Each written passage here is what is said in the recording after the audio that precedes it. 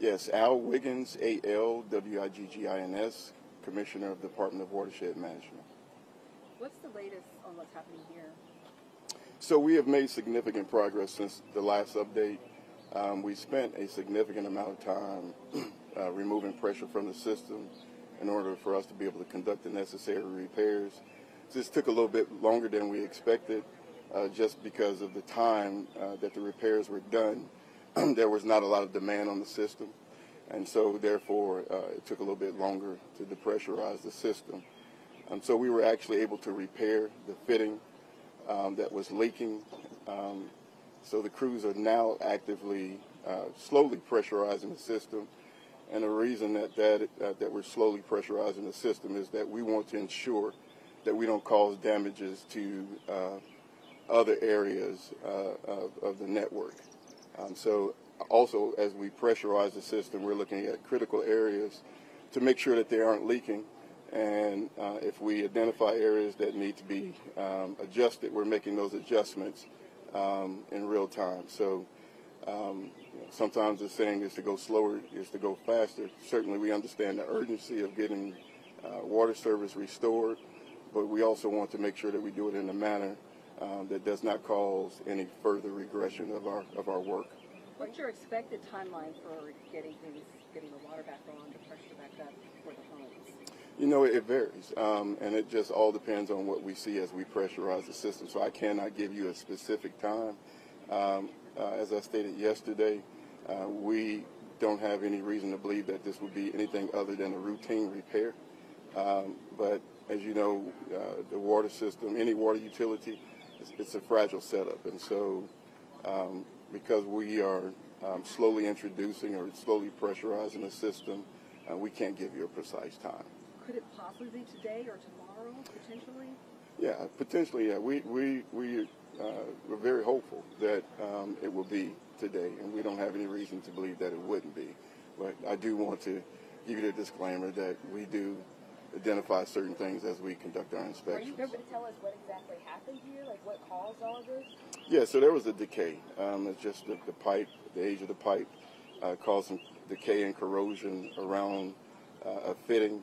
And when that particular fitting was removed, the crews also decided that there was unnecessary weight on that particular fitting, and so they designed an alignment with that fitting that was much more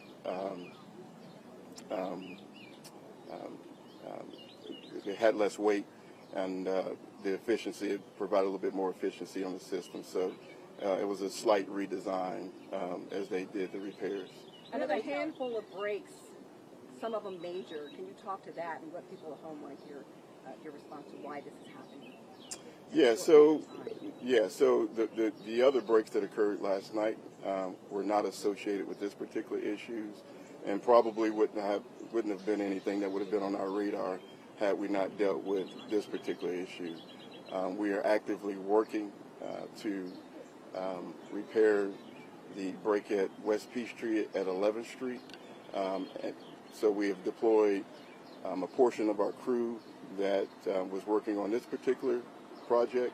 Now that the fitting has been repaired, and they've been redeployed to the West Peachtree area. So we expect that we'll begin to make significant progress in that area as well. Commissioner, we've had so many people call our station asking questions, especially about the Grady Memorial, the downtown area, hospitals and all of that. I mean, any updates on when water will be restored to those areas?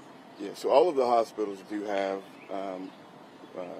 water service. Some have lower pressure than desired, but they all do have water, so they are able to function properly. Can I get you to tell me exactly how many water breaks there are? Some stations are reporting that there are 5.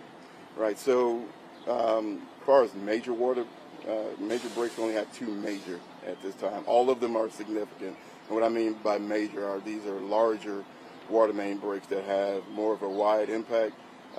Atlanta we have, I believe, over 3,000 linear miles of water sewer infrastructure. So that's the equivalent of driving from Atlanta well beyond San Francisco. So we experience water main breaks all throughout the day. What are residents to do right now? Like until you guys get all of this fixed, what are they supposed to do? And added to that, people are calling about bottled water as well. Yeah, so my question is, as of right now, to make sure that you have, if you need bottled water, reach out to us, especially those who are in,